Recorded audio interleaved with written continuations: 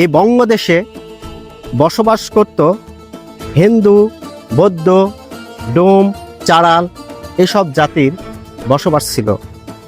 আর এই জাতির শাসনকর্তা ছিল লক্ষণ সেন। সে অত্যাচারী শাসক ছিল।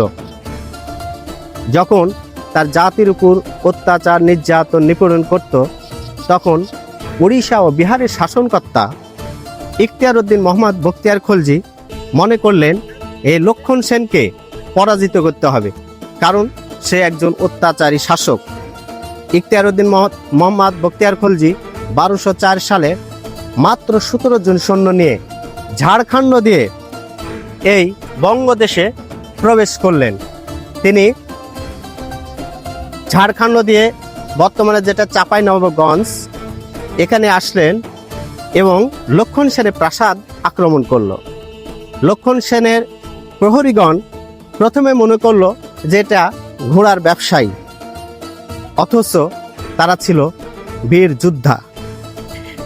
ইখতিয়ার উদ্দিন মোহাম্মদ বখতিয়ার খলজি যখন তার প্রাসাদ আক্রমণ করলেন, তখন লক্ষণ সেন পিছন গেট দিয়ে পদ্মা নদীর উপর দিয়ে তিনি কুষ্টিয়ায় পলায়ন করলেন।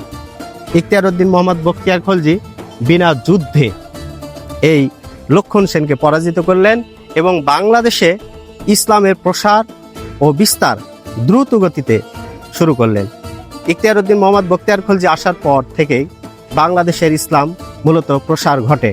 তিনি ইসলাম প্রসারের জন্য বিভিন্ন সুফি সাধকদের সুবিধা দিতেন, যারা ইসলাম প্রচার করত এই বাংলাদেশে।